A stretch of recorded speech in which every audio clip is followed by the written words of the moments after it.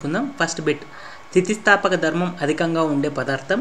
స్థితిస్థాపక ధర్మం అంటే ఒక వస్తువు పైన బలం ప్రయోగించినప్పుడు దాని ఆకృతిలో మార్పు చెంది ఆ బలాన్ని తీసివేసినప్పుడు అది దాని యొక్క పూర్వస్థితికి పొందడాన్ని స్థితిస్థాపక ధర్మం అంటారు. మనకు స్థితిస్థాపక ధర్మం అధికంగా ఉండే పదార్థం కనుక చూసుకున్నట్టయితే ఉక్కు. అందుకోసమే స్ప్రింగ్స్ తయారీ లోపల ఉక్కును ఉపయోగిస్తారు. నెక్స్ట్ బిట్, కాంతి ఏ ధర్మాల వల్ల జలాశయం లోతు తక్కువగా ఉన్నట్టు కనిపిస్తూ ఉంటుంది? వక్రీభవనం. వక్రీభవనం అనగా కాంతి ఒక యానకం నుండి ఇంకొక యానకంలోకి ప్రవేశించినప్పుడు వంగి ప్రయాణిస్తూ ఉంటుంది. అందువల్ల మనకు జలాశయం లోతు తక్కువగా ఉన్నట్టు కనిపిస్తుంది.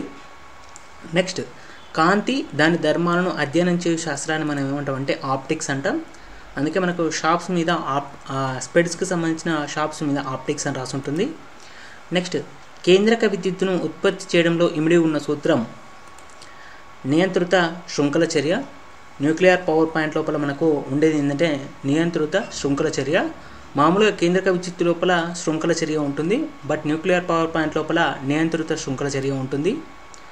కాంతి కణ సిద్ధాంతాన్ని ప్రతిపాదించిన వారు ఎవరు అంటే న్యూటన్. అందుకోసమే న్యూటన్ కాంతి కణ సిద్ధాంతం అంటారు. నెక్స్ట్, కాంతిని కొలిచే శాస్త్రాన్ని ఏమంటారంటే ఫోటోమెట్రీ అంటారు. సాపేక్ష సిద్ధాంతాన్ని కనుగొన్న వారు ఎవరు అంటే ఐన్స్టీన్. అందుకోసం ఐన్స్టీన్ సాపేక్ష సిద్ధాంతం అంటారు. నెక్స్ట్, భూస్థిర కక్ష ఉపగ్రహానికి ఒక భ్రమణానికి పట్టే కాలం ఎంత అంటే 24 గంటలు. నెక్స్ట్, సౌర వ్యవస్థ ఆవిష్కర్త ఎవరు అంటే కోపర్నికస్. అంటే టాలమీ అనే వ్యక్తి భూకేంద్రక సిద్ధాంతాన్ని ప్రతిపాదిస్తే కోపర్నికస్ సూర్యకేంద్రక సిద్ధాంతాన్ని ప్రతిపాదించాడు. సో అందుకోసమనే సౌర వ్యవస్థ ఆవిష్కరణకర్త ఎవరంటే కోపర్నికస్. నెక్స్ట్, భారీ యంత్రాల్లో కందెనలుగా వాడే పదార్థం. కందెన అంటే లూబ్రికెంట్స్, అంటే గ్రీస్ కానీ ఆయిల్గా వాడే పదార్థం ఏంటంటే మనకు గ్రాఫైట్ను వాడతారు భారీ యంత్రాల లోపల. నెక్స్ట్, ఒక వస్తువుపై ఎక్కువ బలాన్ని అధిక కాల వ్యవధిలో ప్రయోగిస్తే దానిపై ప్రచోదన ప్రభావం ఏ విధంగా ఉంటుందంటే తగ్గుతుంది. ప్రచోదనము అంటే బలం ఇంటూ కాలము. ఇది మనకు క్రికెట్ ఆడేటప్పుడు బంతిని పట్టేటప్పుడు డైరెక్ట్ పడితే చేతికి దెబ్బ తగులుతుంది. కొంత గ్యాప్ లోపల అంటే తీసుకొని ఇట్లా మామూలుగా కొంత కిందికని పెట్టడం వల్ల మనకు దెబ్బ అనేది తక్కువ తగులుతుంది. దానికి గల కారణం ప్రచోదనం. నెక్స్ట్, మానవుడు ఒక సెకండ్ కాలంలో వినగలిగే గరిష్ట విస్పందనాల సంఖ్య కనుక చూసుకున్నట్టయితే 10. అంటే మానవుని చెవి యొక్క స్థిరత అంటే చెవి వినగలిగే కెపాసిటీ కనుక చూసుకున్నట్టయితే 1/10 సెకండ్స్. అంటే ఒక విస్పందనం 1/10 సెకండ్స్ లోపల వింటాడు. అంటే ఒక సెకండ్ లోపల 10 విస్పందనాలు వినగలుగుతాడు. నెక్స్ట్, స్టెథోస్కోప్ను ఎవరు కనుగొన్నారు? లెన్నెక్. నెక్స్ట్, వాయువులలో ఉష్ణోగ్రత పెరిగితే ధ్వనివేగం ఏమవుతుంది? ధ్వనివేగం అనేది మామూలుగా చూసుకున్నప్పుడు ఘనపదార్థాలు ఎక్కువ ఉంటుంది, ద్రవాల్లో తర్వాత వాయువుల్లో ఉంటుంది. వాయువుల్లో కూడా ఉష్ణోగ్రత మీద ఆధారపడి ఉంటుంది. ఉష్ణోగ్రత అనేది కనుక పెరిగినట్లయితే ఆటోమేటిక్గా ధ్వనివేగం కూడా పెరుగుతూ ఉంటుంది. నెక్స్ట్, నీటి అసంగత వ్యాకోచం తగ్గించేందుకు దానిలో ఏ ద్రవాన్ని కలుపుతారు?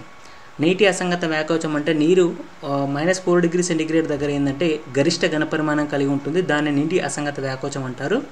దాన్ని తగ్గించడం కోసం ఈథైల్ గ్లైకాల్ను కలుపుతారు. న్యూట్రాన్ను ఎవరు కనుగొన్నారంటే చాడ్విక్ కనుగొన్నాడు. నెక్స్ట్, ఏ గ్రహాన్ని ఉదయతార సాయంత్రం తారగా పిలుస్తారు? శుక్రగ్రహం, శుక్రుడు. సూర్యునిలో ఉండే పొరలు ఏవి అంటే సూర్యుని లోపల 3 పొరలు ఉంటాయి. అవి ఫోటోస్పియరు, క్రోమోస్పియరు, కరుణ.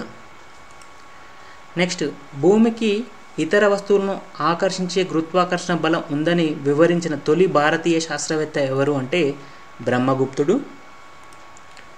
నెక్స్ట్, ధ్వని తీవ్రతకు ప్రమాణం ఏంటిది అంటే డెసిబుల్స్. మానవుడు వినగలిగే తీవ్రత కనుక చూసుకున్నట్టయితే 20 నుండి 20,000 డెసిబుల్స్ వరకు మానవుని చెవి వినగలుగుతుంది. దీన్ని అడబుల్ రేంజ్ అంటారు. నెక్స్ట్, క్రింది వానిలో ఒక హార్స్ పవర్ ఎన్ని వాట్స్కు సమానం అవుతుంది అంటే ఒక హార్స్ పవర్ ఎన్ని వాట్స్ అంటే 746 వాట్స్ అవుతుంది. నెక్స్ట్, నీటిలో తేలే మంచు కరిగితే నీటి మట్టం ఏమవుతుంది అంటే నీటి మట్టం అనేది తగ్గుతుంది. ఎందుకంటే మంచు అనేది 0 డిగ్రీస్ కంటే తక్కువ ఉష్ణోగ్రత వద్ద ఉంటుంది. తక్కువ ఉష్ణోగ్రత వద్ద గరిష్ట ఘనపరిమాణం ఉంటుంది. ఎందుకంటే నీటి అసంగత వ్యాకోచం కారణంగా. ఒకవేళ ఆ గరిష్ట ఘనపరిమాణం ఉష్ణోగ్రత పెరిగే కొలది ఘనపరిమాణం తగ్గుతుంది కాబట్టి ఆ నీటి మట్టం అనేది తగ్గుతుంది. నెక్స్ట్, వర్షం చినుకులు గోళాకారంగా ఉండడానికి కారణం ఏంటంటే తలతన్యత. గోళాకారం అనేది తక్కువ ఘనపరిమాణాన్ని కలిగి ఉంటుంది. నెక్స్ట్, మొక్కల వేర్ల ద్వారా నీళ్లు పైకి ఎగబాగటానికి కారణమయ్యే ధర్మం ఏది అంటే కేశనాళికీయత. ఇది దీపానికి కూడా వర్తిస్తుంది. దీపపు వృత్తి ద్వారా నూనె అనేది మనకు ఇంధనంగా పనిచేస్తూ దీపం వెలుగుతూ ఉంటుంది. దానికి కూడా కారణం కేశనాళికీయతే. నెక్స్ట్, వస్తువు భారం ఏ ప్రదేశంలో గరిష్టంగా ఉంటుంది అంటే భూమి మీద ధ్రువాల వద్ద గరిష్టంగా ఉంటుంది. ఎందుకంటే అక్కడ గురుత్వాకర్షణ శక్తి ఎక్కువగా ఉంటుంది. జీ వాల్యూ అప్రాక్సిమేట్గా 10 ఉంటుంది, 10 మీటర్ పర్ సెకండ్ ఉంటుంది. ఎందుకంటే అక్కడ రేడియస్ అంటే దాని యొక్క భూమి యొక్క వ్యాసానికి ఉండే దూరం అనేది తక్కువ ఉంటుంది. అంటే భూమి యొక్క కేంద్రం నుండి ధ్రువాలకు మధ్య గల దూరం అనేది తక్కువగా ఉంటుంది. మనకు జీ ఫార్ములా వచ్చేసరికి గురుత్వాకర్షణ small g gm by capital GM by r². r అనేది తగ్గడం వల్ల మనకి ఏమవుతుందంటే మొత్తం ధ్రువాల వద్ద కింద డినామినేటర్ తగ్గడం వల్ల మనకు పైన ఏదైతే వాల్యూ ఉంటుందో ఆ వాల్యూ ఇంక్రీజ్ అవుతుంది కాబట్టి వాల్యూ 10 అవుతుంది. అందుకోసమని బాల్ అనేది ఎక్కువగా ధ్రువాలకు దగ్గరగా ఉన్న కంట్రీస్ లోపల కనుక క్రికెట్ స్టేడియంస్ ఉంటే అక్కడ బాల్ అనేది ఎక్కువగా స్వింగ్ కాదు, అంటే ఎక్కువగా ఎగరడం అనేది జరగదు.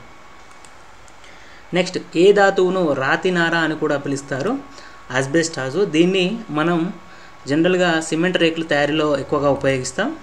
నెక్స్ట్, కాంతి సంవత్సరం అంటే శూన్యంలో కాంతి ఒక సంవత్సర కాలంలో ప్రయాణించిన దూరాన్ని కాంతి సంవత్సరం అంటారు. కాంతి యొక్క వేగం కనుక చూసుకున్నట్టయితే 3 × 10⁸ మీటర్ పర్ సెకండ్.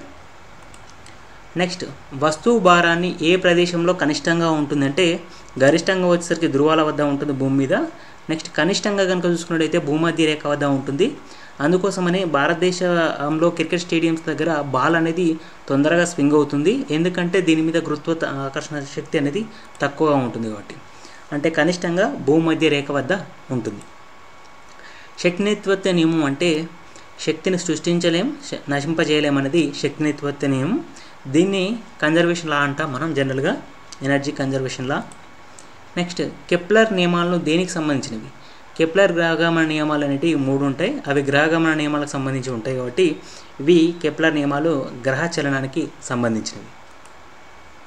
ఈ వీడియో నచ్చినట్టయితే షేర్ చేయండి, లైక్ చేయండి, సబ్స్క్రైబ్ చేయండి. Thank you for the watching.